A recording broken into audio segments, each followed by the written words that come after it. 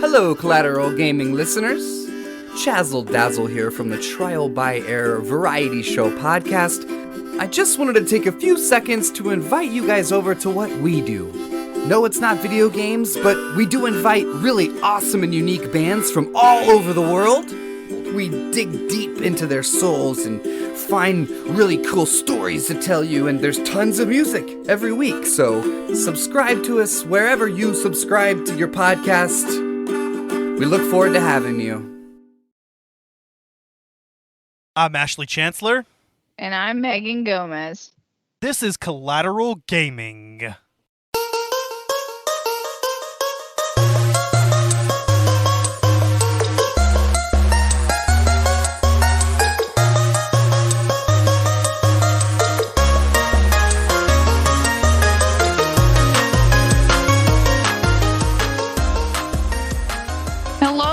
And welcome back to another episode where we discuss a Quantic Dream, very, very famous game called Heavy Rain.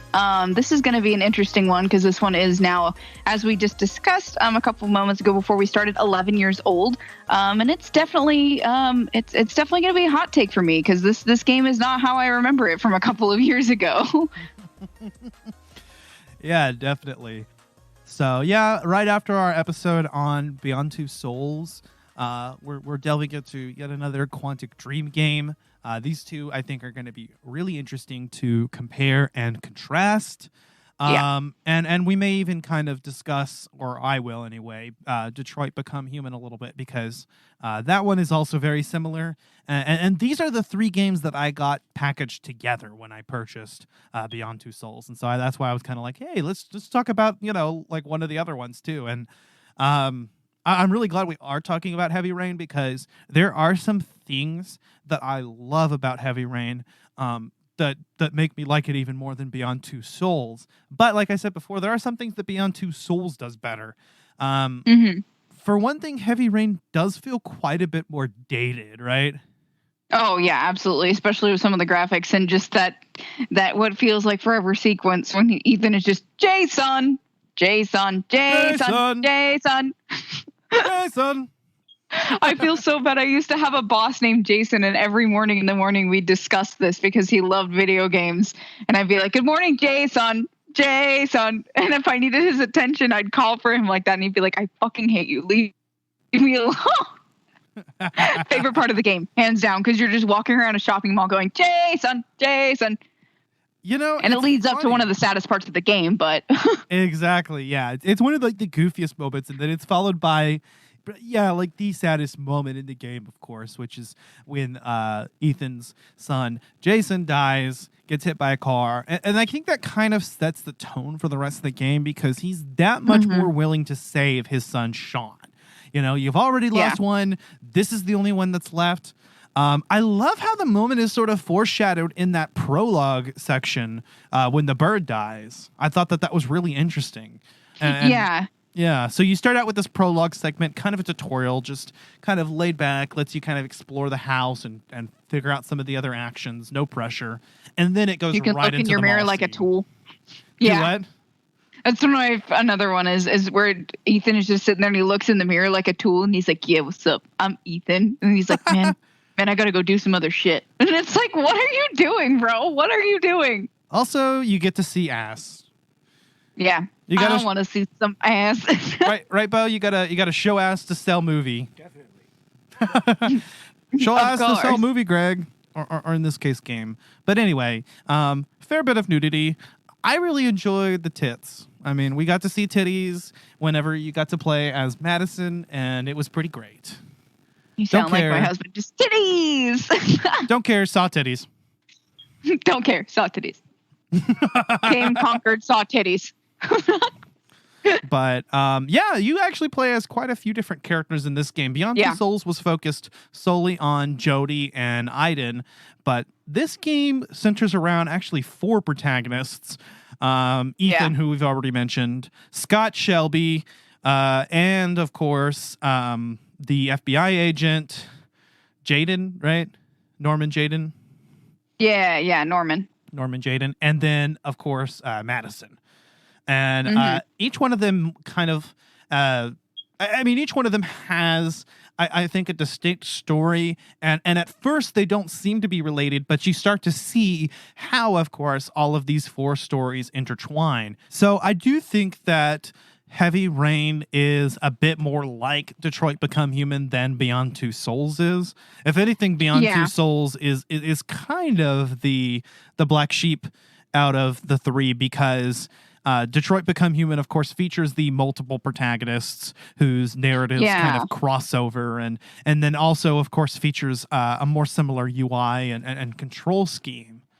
But yeah, I do like how you have these 4 characters and how their stories intertwine in regards to the Origami Killer.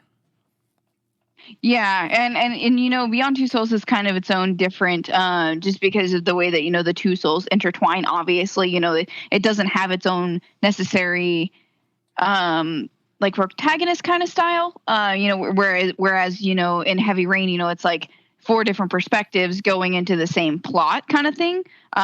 Which is kind of where, you know, you start to see a lot of contrast in where Quantic Dream tried to kind of go a little bit out of their shell, and then realizing that their pivotal style of gameplay that they're really good at creating is with this multiple protagonist kind of tie everything together in the end, like a braid style, which is, I mean, in this game and from Detroit Become Human, from what I've understood of the game, I personally haven't played it. My PlayStation is about 0.2 seconds away from seizing and just dying on me, so I didn't get the chance to play it.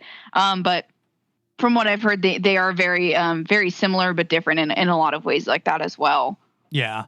One way in which, you know, Heavy Rain does distinguish itself between the other 2, and I mentioned this in the last episode, was that, you know, whereas Beyond Two Souls, you know, delves into the fantasy and the supernatural, Heavy Rain takes place in a fully realistic setting. You know, in a very human setting. A very human setting, and dealing with human emotions, and, you know, how far people are willing to go for the people in their life or for their own ideals.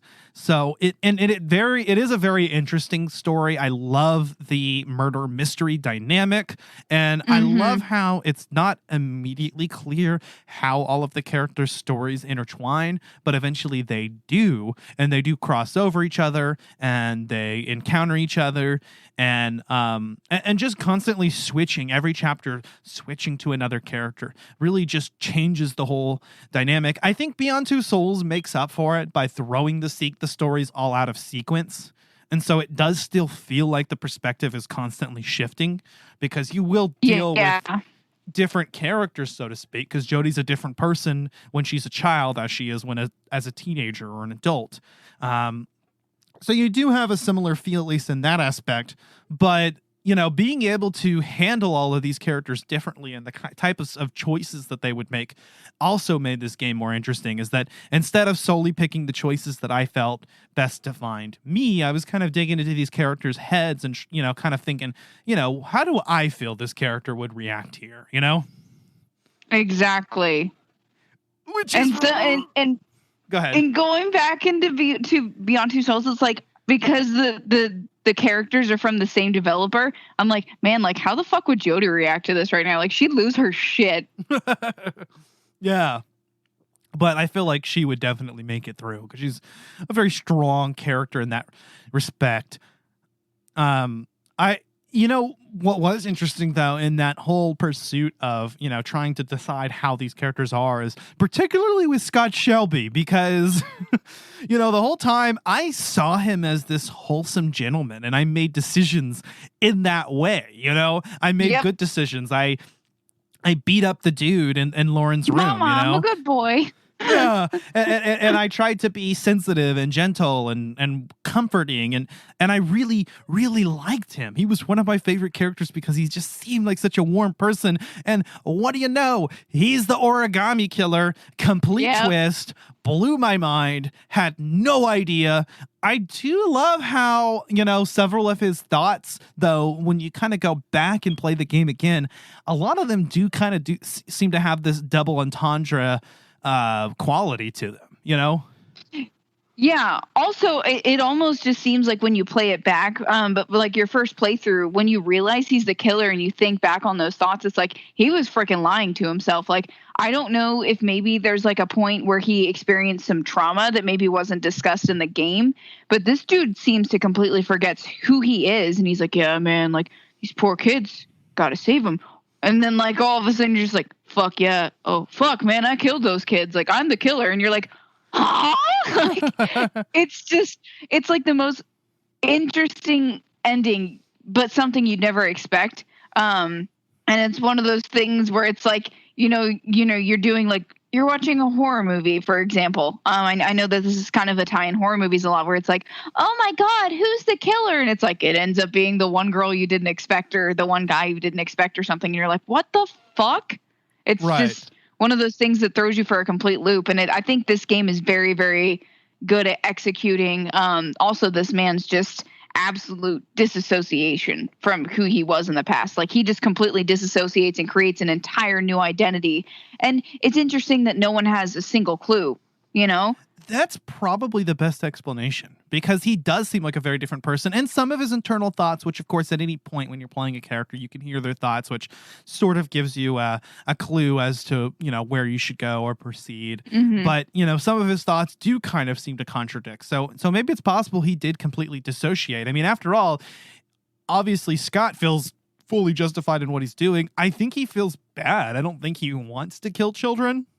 And it does seem like he had very real, genuine feelings for Lauren. I mean, after all, yes, I saved her as Scott. If I'm the killer, why the hell would I do that?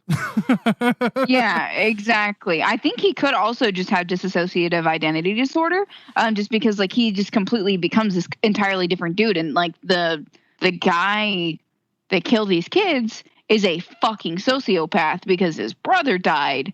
Whereas the detective, the man who's leading this investigation, the man who's taking care and handling his biz, is a caring, loving man wondering what's going on with these kids and falling in love with a woman who, has a drug problem in the process. And it's like, hey, what? Well, I'm then sorry. again, we do know that the reason he was doing that was to collect the evidence. And to, kind of get them off his tail. And so he does kind of have that cover story. But it is interesting. They throw a few clues in there early on because he mentions that he was hired, but who is he hired by? We never see him interact with anyone other than, the characters we do in the game. And so, Yeah. And so, it is a very, I don't know what I was trying to say there. But yeah, I know what you mean, though. I know what you're trying to say. I understand. Yeah, it's a complex narrative. It's interesting that you mentioned dissociative identity disorder because it does seem that that's what Ethan, Sean's father, suffers from. And it's actually the red herring they kind of try to throw at you. Of course, the game, I think, calls it schizophrenia instead, which is not the same thing. Mm-hmm. But he's obviously suffering from DID or multiple personality disorder, or maybe he thinks he is. And so you are led to believe that he may be the origami killer, and he states that he thinks that he might be, when he's not realizing it. He blacks out. He's got the origami crane in his hand. By the way, I don't think they ever did explain that, did they? The concept of the animals. Well, why does Ethan have the crane in his hand?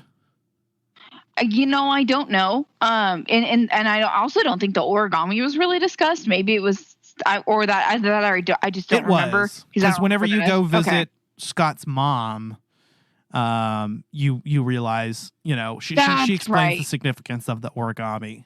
That's right. It took me a second to remember that. I was like, I know it's in there somewhere. Come on, brain. We can do it. It's okay, buddy. Yeah. But yeah, like I said, I do think that it is really cool beginning to see the story from the perspective of these different characters and making different decisions. I totally was rooting for Scott and Lauren to get together, and for Ethan and Madison. Yeah, well they do. In the end. Well, depending on what choices you make, right? Yes. And this game has quite a number of different endings, where you can have, good happy ending, which honestly in this game, which kind of shows its age, is you have to fuck up really hard to get the bad endings. You really have to you have to try to get the bad ending. That's true, because I didn't have much difficulty. This game is all about like yeah. And this game has like its own like saving grace where it's like, oh, you messed up. Let's give you another chance. We have to give you this good ending. And you're like, bro, like, why can't I just see what happens if I fuck everything up? Like, why can't I have like this monumental failure of a father, you know, because like he's done some shit that's fucked up and he deserves to pay for it. You know, it's like, oh, he gets a redemption arc. Like, I've played through this game 3 times. I want to see him fuck up, please. Yeah, and the quick time events aren't too difficult. For the most part, I mean, I felt that they were a lot easier than Beyond Two Souls because you actually have on-screen prompts to show you what to do. But at the same time, what this game does have is that it is possible for characters to die or for their stories to end, you know, midway through the story, or for them not to be able to be a part of events due to being incarcerated or whatnot. And that's something that does distinguish it here. Is in Beyond Two Souls, I mean, Jodie can't die. Her story is going to continue on through the game until you get to the end. But in Heavy Rain, you know, at any point the characters can die or go to jail, or, you know, and what decisions you make as each character has far-reaching consequences, and some of the chapters can be skipped depending on what decisions that you make. You know, and, you know, it's funny is that whole part in the game, and I guess this should have been a huge red flag that Scott wanted to, like, dust off all the evidence, and I should have seen it, but I didn't. I mean, I thought that was weird, but I kind of agreed with his reasoning. I was like, okay, that makes sense. But I actually forgot to wipe down something, and I ended up at the police station, so... and that can be avoided. Yes, it can be. It can be completely avoided. But, you know, also he's a detective, and, you know, he's stuck in a situation where, you know, there's a dead body and he's the last person seen with this guy alive. Like, even though he's a cop, he's automatically suspected of it. So, you know, you have to kind of cover yourself up and cover your own ass there. But yeah, like, once you realize who the killer is, like, you go back through the game and you're like, are you fucking kidding me? Like, what? Yeah. What? So all of my characters except for Norman died.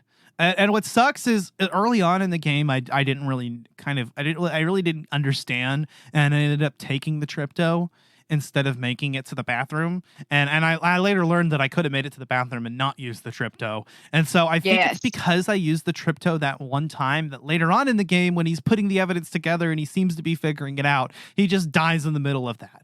It sucked. I didn't know what to do. He just died there. And I was like, man.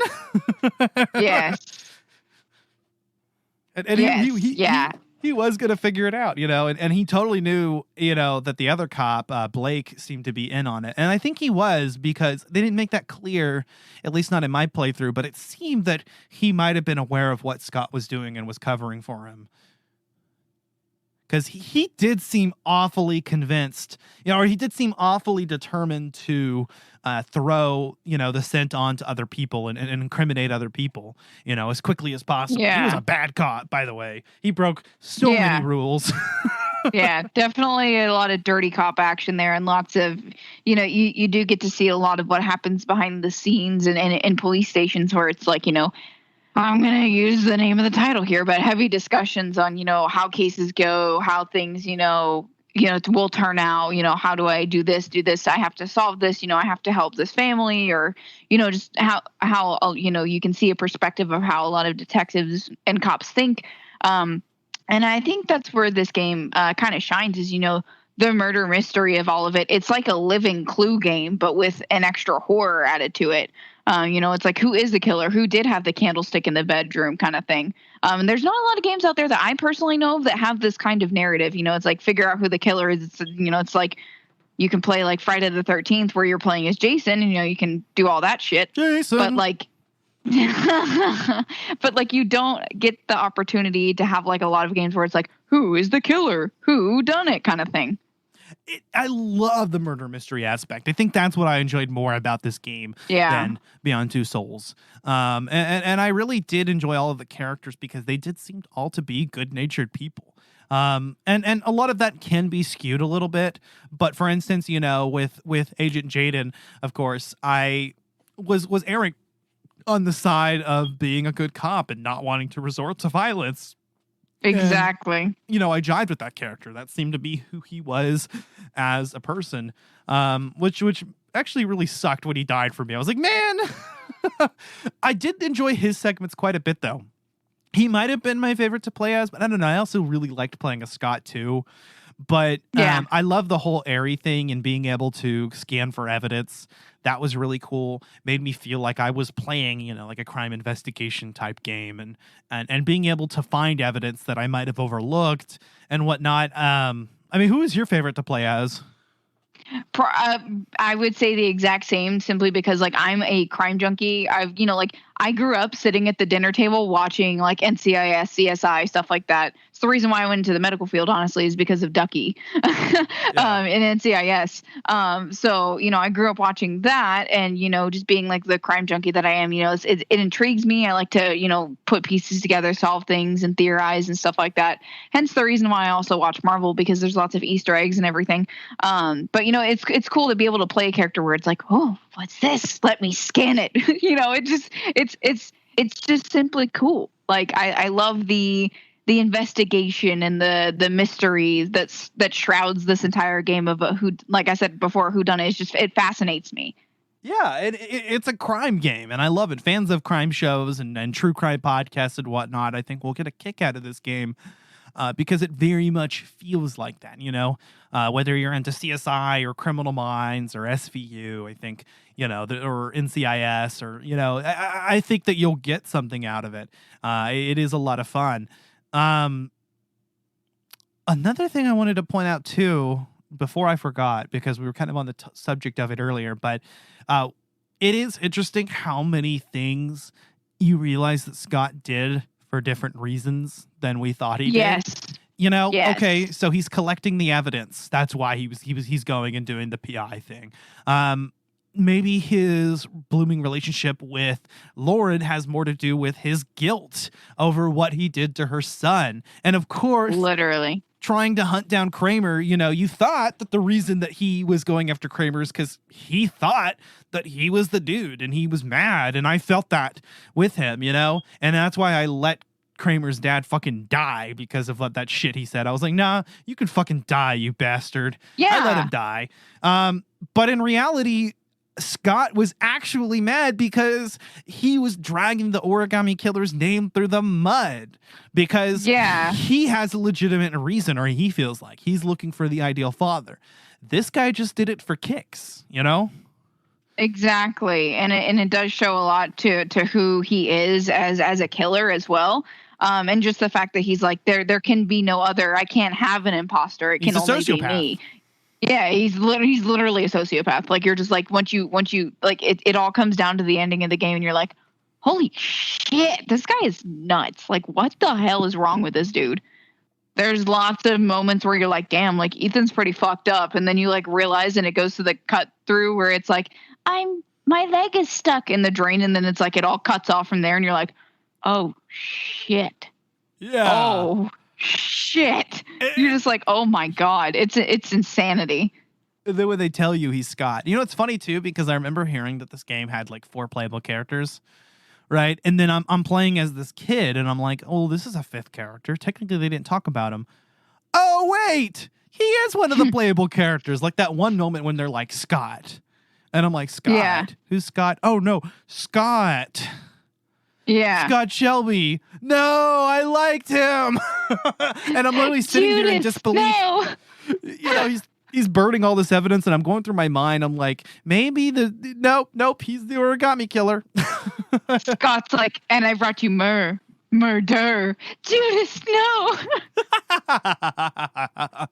Like, straight up, you're just like, fuck. Like, yeah, it got me in my feels the first time I played through, and I realized that, and you know, you get to see that cutscene, and you're like, Scott, and it's like, oh Lord, like you're freaking out. Like it's definitely an interesting revelation, and I love how the game has twists and ties and just throws you literally into the storm drain like that. Like, you're just like, what the fuck? Also, can we talk about how the fact that Ethan can never die, but he literally crashes a car, crawls through glass, and gets absolutely fucking pummeled? Like, oh, I went through shit as Ethan. And you know what? I'm a dad, so I fucking did it. I killed that dude because you know what? Oh yeah, I did too. That's my fucking son. And you know what? This guy's not such a great guy anyway, but I would absolutely do the same thing for my daughter. I'm sorry. Even if you're an innocent person, you know what I mean? They have priorities. My daughter comes before a lot of other people in this world. Yeah. Well, I justified it because the dude was a major drug dealer, and it probably halted crime for a little bit. So I was like, yeah, I'll kill a drug dealer. Fuck it. That's so fucked up for me to say, but in a game context, it's not. He wasn't a good guy. And I was ready to die myself. It sucked. Yeah. I didn't want to have to die as Ethan, but I was like, man, if I got to do what I got to do for my kid, like, I'm going to fucking do it. And then I found out you don't actually have to complete all the challenges. Apparently you can still get the address. Like, he can figure it out, or one of the other, like Madison or Norman can figure it out for you. So I kind of kicked myself in the foot there. But at the same time, that's kind of the point. You don't know. So for me, as a father, I'm playing a father, you know, there's absolutely nothing I wouldn't do. And so that's what I'm going to do. I'm going to be the character that's just going to do that. You know, break laws, put himself at risk. And he fully realizes, he's like, yeah, I'll turn myself in after this is all done. He's like, I actually do think I am the origami killer, but I have to save my son, and I'm the only one that can do it. So, you know, I'll turn myself in after this is all done, but I'm going to fucking do it. Although it is kind of funny how he does get off scot-free. I mean, everybody does. Yeah. Just like, I mean, how does the law work? If someone threatens your child or threatens you with death and forces you to do things, I guess you don't actually get in trouble for that in real life. You know, I don't know necessarily, because I mean, if you commit a murder while you're coerced, it's coercion, but you still commit the murder. So it all just kind of comes down to it. You know, it also just depends on your mental state, things like that. Because I mean, you could be under Stockholm syndrome and not even realize it. You know, you're with a dude, with a girl, with, you know, a whatever. You know, because I don't want to specialize in just two genders there. You know, you could just be with this person, and you know, they coerce you to, you know, commit a felony or commit a murder or steal a car, you know, just whatever. And that's coercion technically, because you're not in the right mental state, because you're completely dependent on this person. So I don't know exactly how that would be. I'd also don't want to look that up and then have the FBI come pound on my door when I'm looking this up for a game, you know, like, how does this work? Because none of them got any trouble. Like, they all got off scot-free. FBI, open up! Like, shit. Damn it. I mean, I think that because you were coerced into doing something because your own life was threatened or someone that you love, I don't think that would qualify as, you know, like you know what I mean? I think that there should be, that's a special circumstance, right? But I don't know. Yeah. Even so, you know, and then afterwards, you know, if you play your cards right, you get to have the happy ending where he moves in with Madison and Sean, and it's nice. I did save Sean, which, by the way, like you said, they do give you a lot of chances to do that. I think mainly because they didn't want you to really feel like, oh, damn, I fucked up, and like now, you know, I got the bad ending. Like, no, like you can get the good ending if you try moderately hard at it. But I did kill one of my characters off. I didn't get the best ending. So Yeah. I mean, also alternatively, it all depends on, you know, maybe they brought the evidence forward, and it, you know, after seeing, you know, that this cop was literally a sociopath and was killing these kids, and then led the investigation, quote unquote. You know, how that would all tie. God, that intrigues me. I wonder how that entire court case would go, how the jury would react. It's like, I was coerced into shooting a man in the head, but my child's life was at stake, and he was drowning in a pool in a fucking warehouse. Yeah. But okay. I mean, that is definitely circumstantial, and obviously I think he could prove it. He's got the recordings and everything. So yeah. And maybe that's how he got off scot-free. Right. Scot-free? Yeah. He got off scot-free. Literally. Scott can actually get off scot-free. I believe if you let Lauren die and Scott wins, you know, the other characters don't save Sean. I believe he does actually get out of it. But oh, yeah. I wouldn't know, because I try to save her every time. Right. But I think that, I think it's totally possible that Scott can get off scot-free. But if you leave Lauren alive, she finds out and she kills you. And I love that moment, you know, if Scott dies, that, you know, she stands on his grave and she spits on it, yes. Great.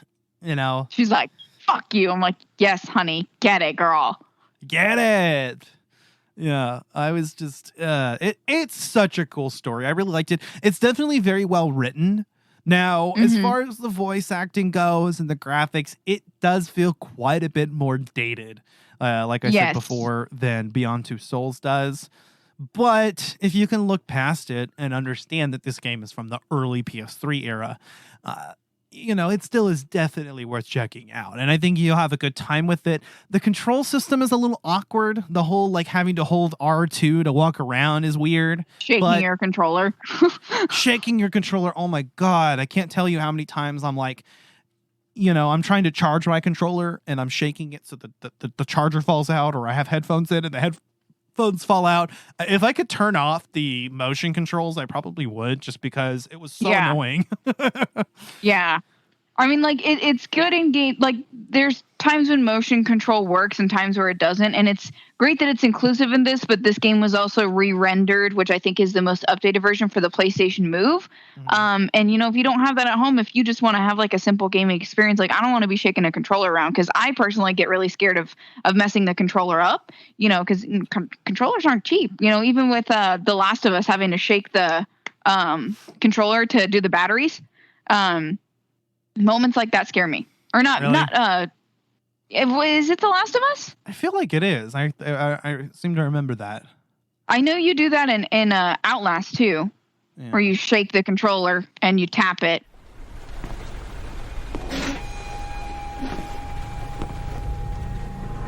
Are you prepared to suffer to save your son? You have 5 minutes to cut off the last section of one of your fingers in front of the camera. If you succeed, you will get your reward. Agent Norman Jaden, FBI. My name's Scott Shelby. I'm a private detective. I'm investigating the case of the origami killer. I'd like a room. Madison Page, 27, single. Ethan Mars has had psychological problems since his first son died. Feels responsible for his death. He is haunted by visions of drowning bodies. A few weeks ago, after one of our usual sessions, I found this on the floor. It must have fallen out of his pocket. Ash, I want you to assign every available man to finding Ethan Mars. To keep an eye on the train stations, the airports, the bus terminal. I want every cop in the city on his ass, so that if he moves, we know about it.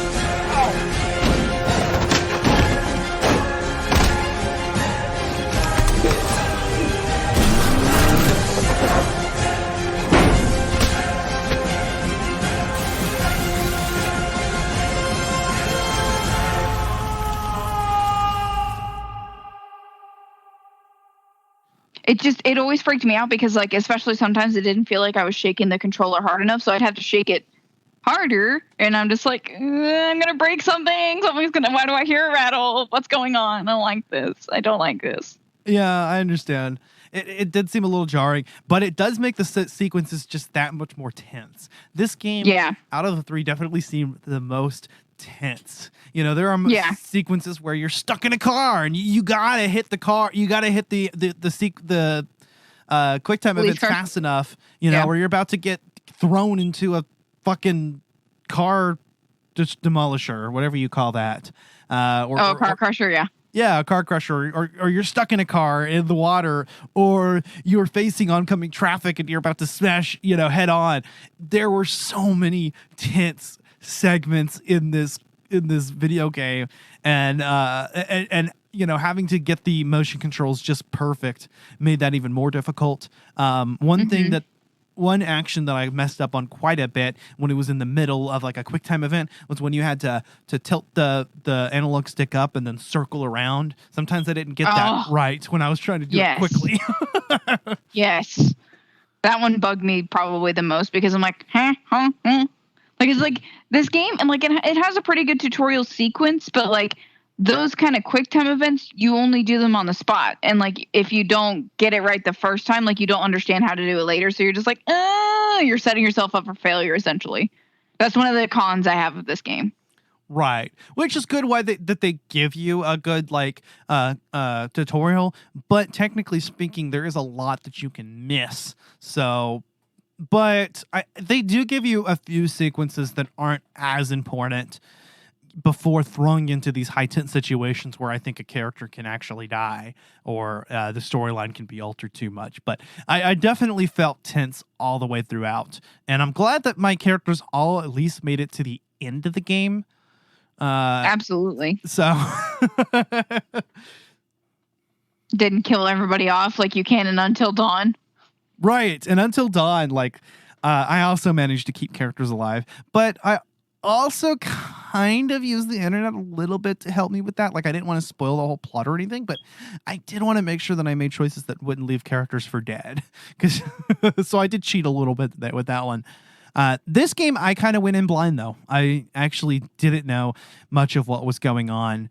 And I'm glad, because I was, I had to make decisions not being fully aware of, the consequences potentially of those decisions. And I think that's the ideal way to play this game.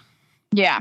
Yeah. Cause there's a lot of different ways this game can go, and you can ruin it for yourself very quickly. So I recommend, if you are going to go into it blind, see what reaction you come out with, see what ending you come out with. It's a very interesting game that you can get a lot of different, clues and configurations just from the way that you personally play, which is the reason why I honestly suggested this one and Beyond Two Souls, because they have their own uniqueness about them, and it really gives the player a chance to play a game that they want to play it. There's not many games like that. The only other game that I can think of, that's more similar to a normal game, besides like a storyline like this, would be Vigor. Like encounters out in the wild can be, as quick and as quick as you want them to be. They can be as dangerous as you want them to be. Like, basically there's a time limit, on getting your supplies, but you choose how you want to play to get what you need to get. And ultimately that's kind of similar in both of these games. These games, they do show you that actions have consequences, Definitely. There's lots of games out there that don't show, that, the decision you made to, punch somebody in the face like Commander Shepard does in Mass Effect, has consequences, and it shows the very humanness that we have, our humanity, and a lot of Quantic Dream, it seems to be, is inspired by that, by our sheer humanity, and how we choose to live our lives, how we choose to make decisions, how we choose to be our own type of human, which is interesting because, the latest game is Detroit Become Human. It's all about discovering how to be human, how to have humanity. And it's really what sets us apart from, everybody else. And even in video games, we haven't encountered any aliens yet, but I'm sure that's how it's going to set us different from everybody else. It's just our sheer humanity. Right. I'm only human. You're only human. And this game definitely did a great job conveying that through the writing and direction. It did win 3 BAFTA awards, and I don't think it was because of the voice acting. No. There wasn't a lot of energy in that. Jason. But there definitely still is quite a bit of emotion all the way throughout. The music even contributes to that. I like the soundtrack. Yes. That's one of the things that's also captivated me about, the Quantic Dream, is they have a really good essence of giving a good storyline to the soundtrack itself. It's very cohesive. It ties together.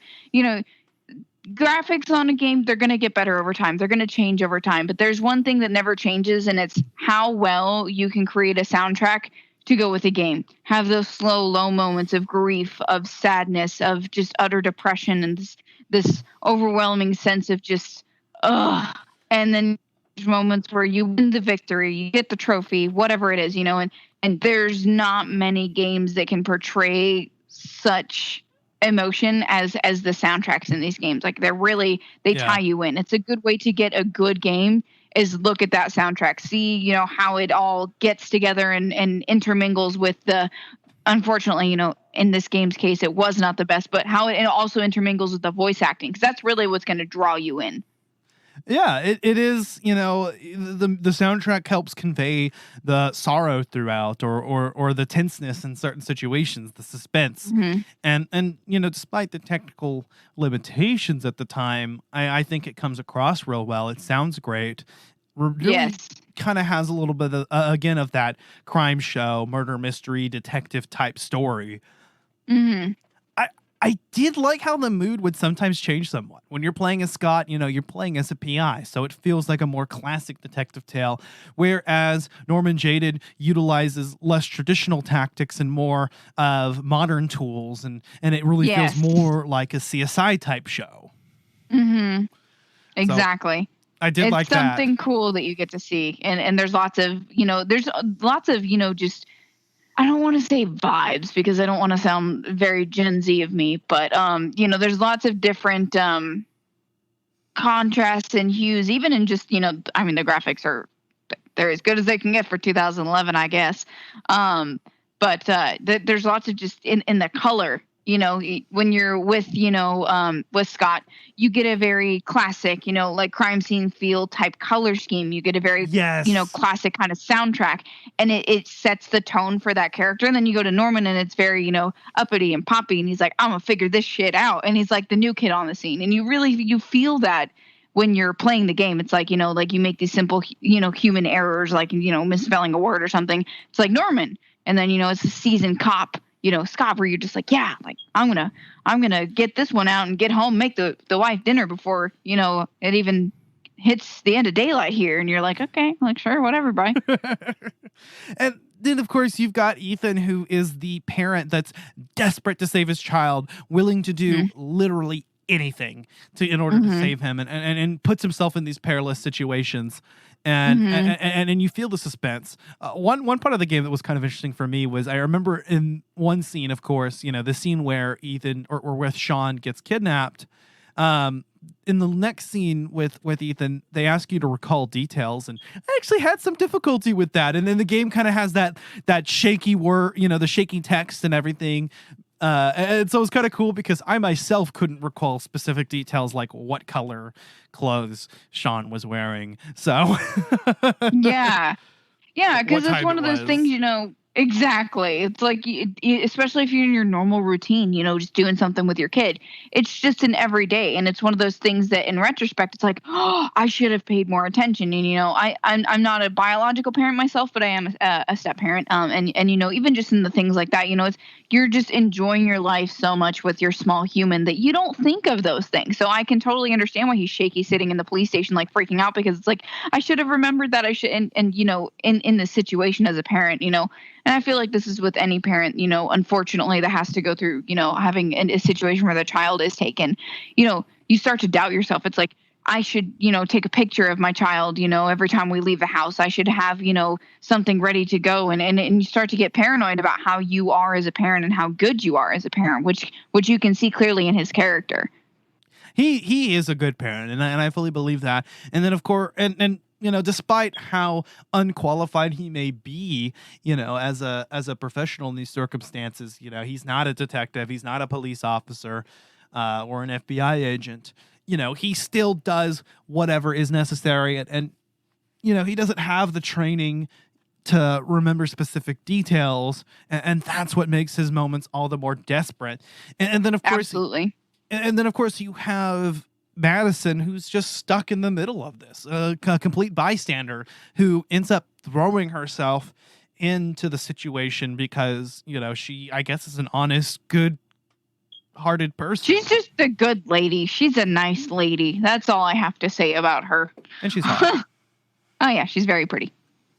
So, titties! Fuck yeah. What did you think about, what did you think about that, Bo? About the titties. Okay. Bo gives 2 thumbs up. I guess. I don't know. Bo is demisexual, so I guess because he didn't have like a connection with her, he wasn't sexually attracted to her. Is that fair. how it works, Bo? I guess so, yeah. Yeah. I just thought it was the bi panic, but it could be could just be the demisexualism. I'm sorry. What? It's the gay panic in you. Yeah, titties, great. I didn't catch any of that. I don't know what she's saying. Yeah, it's okay. It's okay. It's okay, buddy. You'll get it when you're older. Okay. Yeah, well, when you listen back to this episode, I guess. But yeah, Heavy Rain is just so much fun. I remember just being completely captivated by it, and I couldn't stop playing. The chapters are quite a bit shorter, but there are a lot more.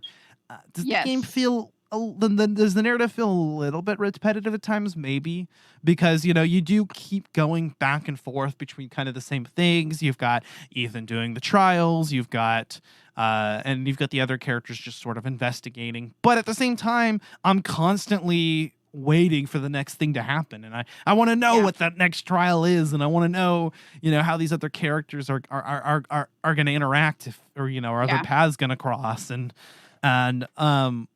I did enjoy that quite a bit. Something that Detroit Become Human, I think, does pretty well as well.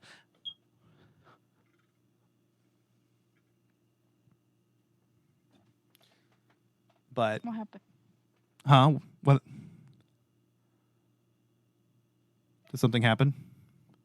Oh, you just stopped, and I was like, oh no, what happened? I thought my computer froze again. I was like, oh man. No, you're good. But I guess we'll go into our final thoughts here.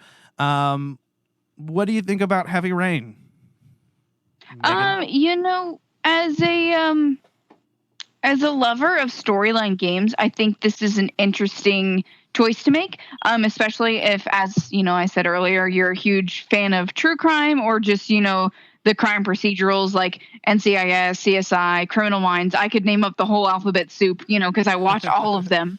I think it's definitely interesting to bring it into a gaming perspective, and I genuinely I think that it's a good game. It is dated, so just remember that this is a game from 2011.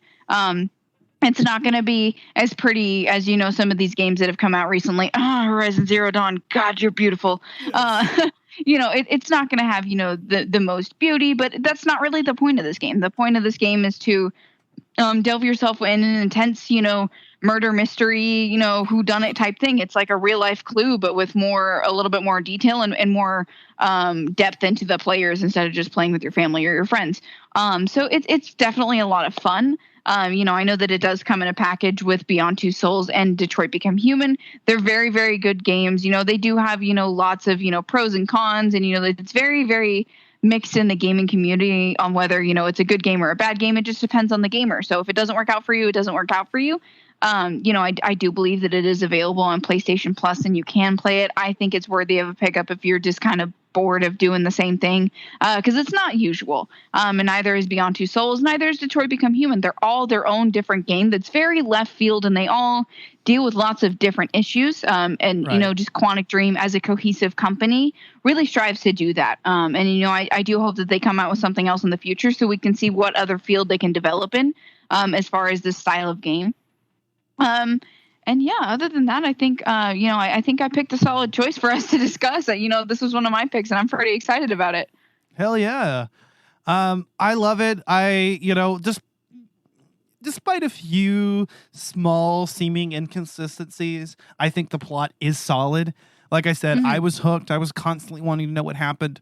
This style of game may not be for everyone, but if you do like the interactive narrative type game, I think you'll definitely enjoy this.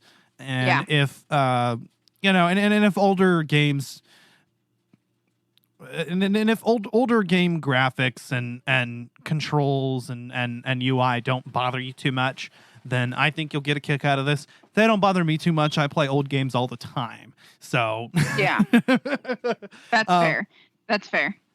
Speaking of which, by the way, a little bit of an addition to our Collateral Gaming news, because we didn't get a chance to talk about it, but Nintendo recently had a direct, and there were some pretty interesting things that were announced. Not only Nintendo 64, but Sega Genesis are both coming to Switch for players that get the expansion pack addition to their Nintendo Switch Online membership. Yeah, how much is that going to cost again? It hasn't been revealed yet. Hasn't been, okay. When it's gonna, they don't have a release date either. But we did get a release date for the upcoming Super Mario animated movie and a cast. Chris Pratt as Mario. Hell yeah. Pratt. Yeah, I love Chris Pratt. He's a great dude. I love him. He seems like a pretty wholesome guy. And I know that there is some controversy surrounding him, but I think he's just legitimately, I mean, he's pretty outspoken about his religion, but he's definitely never said anything hateful or you know, yeah, I like him, and I love his characters that he portrays, of course, in the Guardians of the Galaxy franchise and Jurassic World. Yeah, and I think he'll kill it as Mario. It's not necessarily the choice that I would have made, but I think it's cool, and we've got Charlie Day as Luigi. I mean, what kind of shenanigans is he going to get up to? Anna Taylor-Joy as Peach, Jack Black as Bowser, Seth Rogen as Donkey Kong. Hell yeah, I'm here for it. Yeah, I personally, I don't watch a lot of Seth Rogen movies, but I can respect his works per se. Charlie Day, I'm very, very excited about. Freaking love him. Jack Black is just a wholesome human being. Also, Keegan-Michael Key as Toad. Can we discuss this? Yes ma'am. I actually did just look up the cast. I'm very, very excited. And then we're also gonna get oh God, I feel like I'm missing somebody. There were a couple more, but yeah. All in all, I mean, I'm pretty satisfied with the casting. Charles Martinet is doing a surprise cameo, I believe. So the voice of Mario himself is here. Yes. Obviously, we're not going to have Lou Albano or Bob Hoskins, but short of either of those three, I think Chris Pratt has a lot to offer, and I can't wait to see more about this movie. Also, if they cast anyone else as Wario in the sequel that other than Danny DeVito, we riot. I'm going to be pissed. Oh, yeah, no, I'm done. I'm done at that point. Like, I will lose my mind. The only thing that I'm hoping for is if they don't release this shit on March 10th, I will start a riot, okay? That's they're Mario's releasing Day. it in December of next year. So fuck that. You need to release it on Mario Day, March 10th, my guy. Right? I would be okay with waiting a few months just for it to coincide with that. Yes, it's a perfect marketing opportunity. There's going to be a game release for Mario around that time. Why not just tie it all up in a pretty little bow on March 10th? Why not? I don't know. Nintendo always makes questionable decisions, but we love them. Nintendo, I'm atting you right now because I love you deeply. You need to release it on March 10th. Get your marketing fucking team together. So, and they're working with Illumination, so that's going to be interesting. Yeah. What else did they announce in the Nintendo Direct? Oh, we were just talking about it earlier. Hold on. Age of Calamity is they finally released some of the content that's coming in the second pack, which originally was going to come out in November, but now it's coming at the end of October. Yeah, I know that they discussed a couple other things too. I think they talked a little bit about the new Switch that's coming out. Didn't we get some pictures of it? Did they release some more of the OLED Switch? I think they released some pictures of it. Of the OLED Switch. Yeah. I know for the Animal Crossing fans, because I've discussed this recently, we're gonna get some new content. So I'm very excited for that because I'm loving it. Oh, that's what it was. It was Dying Light. Yes, Dying Light is coming to Switch. Dying Light is coming to the Switch. I'm very, very excited about that. Of course, Dread is coming out soon. Can't wait. Yeah, both the original Dying Light and the cloud version of Dying Light 2. So, and that's really interesting that they decided to go that route. I guess they realized that the Switch wasn't going to be able to run the game as it is, so they're running it as a cloud-based game, and I think that's cool. Yeah, we're not getting the Coder remake on Switch, but we are getting Coder on Switch. So yeah, well, I mean, they already did that with Plague Tale. They already have a cloud-based game on there, and it seems to be doing pretty well. It's pretty high in the marketplace, so I think they're kind of talking with executives from Sony and PlayStation because Nintendo is all its own, and they've never had such clash with with the other big dudes. I was trying to think of a name. Big companies. God, brain, let's work today. They've never had clash like Xbox and PlayStation do. So, for me, I think it'll be interesting to see what other games we can have come to the Switch, especially because we're getting this new advanced Switch that seems to be a little bit more capable. And Sony did previously fail with this kind of with the PSP. So I'm kind of interested to see how things are going to kind of develop? If there's going to be a lot more cross-play compatibility, are we going to get a COD game on the Switch kind of thing? How is that going to go? Did we ever announce that as a Collateral Gaming news segment, the OLED Switch? I don't know if we did bring it up. I think we talked about it. I think we talked about it after E3 because there were some rumors about it, but it was never officially announced. Right. Well, we were pretty convinced that we might get a Switch Pro, and while we didn't get the Pro console that we wanted, that was 4K and everything that everybody else wanted, we are getting an updated Switch, and I just wanted to wait. Oops. And I just hello. Did you lose me? No, my stupid headphones. This. Yeah. Okay. Oh, it's available next month. The OLED Switch? Yes. It's available October 8th. It's going to be $349.99. Yeah, so 7-inch OLED screen, adjustable stand, dock wired with LAN, and then 64 gigs of internal storage and enhanced audio. So yeah, we haven't talked about it yet, but oh man, I kind of want it. Well, I'm in the market for a new Switch because, like I said before, I have a Switch Lite, so I would like to get a full version Switch, and I was going to get one, and then I found out that there might be a Switch Pro coming out, so I'm in the market for a new Switch, and I was okay with just getting the regular Switch, so I'm cool with it. I'll get the OLED version just to get the best version that's available. Eventually, I have other priorities. I want a new computer, and I would like to get a PS5 because we did get some really fucking awesome Sony announcements that we discussed last episode. So yeah, between my stepdaughter and my husband, I know my pockets are going to be empty. I'm debating on buying Alan the new Switch maybe for an upcoming holiday. I do want to get it for him, but I don't think there's a lot of games that alert to him right now on it. So I think I might end up just building him a PC first. But I know that I definitely want to get him a new console at least because he deserves that. He's literally a golden retriever husband, and he's the best. But yeah, I definitely would want to invest in a new Switch because it definitely looks very pretty. Also, just the fact of the table. Hold on, Megan. Because you're not coming in.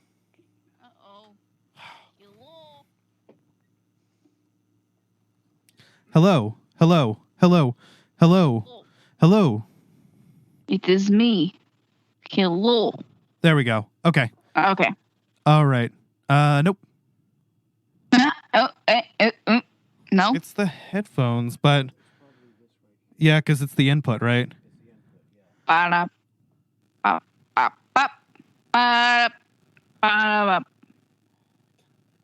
Just gonna keep making noise until I'm good. Bop, bop, bop. I don't know what else to do. Hello. Is this better? Can you hear me? Well, hi. My headphones, unfortunately, you have to stick it just a certain way to pick up, and I hate it. It's so annoying. Oh no. Or it's the adapter, and oh, come on. All right. Hello. Fuck. All right. Is that better? Did you get it? Yes. Ha! Well, it only is when I'm holding the cord, so I guess we're going to have to do that. Okay. Okay. So anyways, I was saying I'm really excited. I think I would invest in it simply for the tabletop because my stepdaughter really loves Pokemon, and I want to get her Pokemon Snap so, she can play it. And her little brother is small, so I wouldn't want him, knocking it over. This seems more stable for kids to be around. So I think that might be a good selling point for you as well with Hazel. Sure. So, that's definitely something that's heavy on my noggin. And also it just looks a little bit better. I'm the only thing that I'm hoping with this new version of the Switch is that they upgrade the quality of the Joy-Cons a little bit, because I have heard that they can be quite problematic. So I treat mine very gently. And the one thing that I don't like about it is I can hear the springs a lot when I'm using it. So it makes me very weary of using my Switch because I don't want to destroy it. My husband bought it for me for Christmas. So the thing I'm hoping with this new version of the Switch is that we get better enhanced Joy-Cons that really mask up to, like you could throw a Wiimote at the freaking TV and that thing would, just keep going through the TV, and that thing was bulletproof. But these seem so sensitive and very breakable. So I'm really, really hoping for better Joy-Cons. That's like my biggest takeaway. The joystick drift is obviously a forever issue, but I actually ended up fixing it on mine because one of my analog sticks on my Switch Lite actually broke, and I can't just purchase a new set of Joy-Cons. Yeah. I ordered an iFixit kit. I opened up my Switch and I replaced it. And because the other one was experiencing Joy-Con drift, I went ahead and replaced that one as well. So I do have a fully working Switch now with 2 analog sticks and no drift. So that's nice. But overall, I think Collateral Gaming Season 3 has been super successful. I've loved a lot of the games that we've talked about. I mean, what have you thought about it so far? It's been so much fun. I cannot wait for next season because we have so much coming. Like, y'all are not prepared for this. Like, just the bad game review alone is like next level. So I'm very, very excited. Like, I can't wait to, really pick up on our creative juices and go farther with that. Alan and I are also moving in the next week, so I'll get to have an optimal setup so I can get everything ready for my Let's Play content on Mass Effect. I'm so sorry that I've been, not getting right away on that for y'all, but I know hopefully I'll have some people that watch it because apparently I'm very funny when I game, especially when it comes to Mass Effect. But yeah, I'm really, really excited for Season 4. We have so much coming. We have lots of interesting stuff coming out in the next year, so I can't wait to hear everybody talk about it and us just nerd out about it together because that's a form of therapy for me, is just hanging out with my dudes and talking about video games, because not a lot of people I know like to do that. So I can't wait to just come back next season nice and refreshed and talk to you guys and entertain our audience. I'm very, very excited. Hell yeah. So I have enjoyed Collateral Gaming Season 3 quite a bit. Last time we mentioned several titles that were just a lot of fun to talk about. Big takeaway, I think my favorite game to talk about was Ghost of Tsushima. Just so good. It's a beautiful game. I don't know, Skyward Sword HD though. That one too. Oh, well, yeah. Because it's Zelda. We're all impartial to Zelda. It's fine. It's casual. We all know this. I lied. We talked about fucking Majora's Mask this season. I just didn't think about it because it was the very first game that we did. Premiere. But that would have actually been my favorite game to talk about. I had too many favorites this season. We had a lot. It was awesome. We did get to delve into more of, I feel like, my picks this year. Because last year, it was kind of like I was a newbie on the scene and y'all are already part of the way through the season. Yeah. So I finally got to jump in. Yeah, and I was like, yeah, like this is exciting. And I was like, oh my god, like we're getting to talk about games that I've nerded out about for years. Like this is so fun. Yeah, for sure. I had a lot of fun with it. I mean, I had a blast this season. And stay tuned for Season 4 of Collateral Gaming because we are going to be opening up with a game launch episode of Metroid Dread. I'm so excited. Yes, and like our other episodes, we're going to do a 2-parter. So what we're going to do this time is the first part will be spoiler-free. That'll be our game launch episode. And the second part, launching in November, will be focusing on the story and the more spoilery aspects, going full blast into it. Because as a Metroid game, as the first original 2D Metroid game to come out in 19 years, we need to talk about it. And I think 2 hours is plenty of time to discuss that. Well, or maybe not enough. I don't know. We haven't played it yet. In the middle of that, we're releasing our Halloween special on Outlast. I'm so freaking excited for this. My God. Yes. So y'all are not ready for how much you're gonna be almost shitting your pants with this game. Like this game will scare the fuck out of you, and I cannot wait to hear about your reactions from it because I know replaying it, I'm going to cry and scream like a little girl, and it's going to be the most entertaining thing that I know anybody in my household will see in my entire life. So it's fine. It's fine. I'm just gonna humiliate myself for you guys because I love you guys. It's fine. And we have so many other games planned for the upcoming season.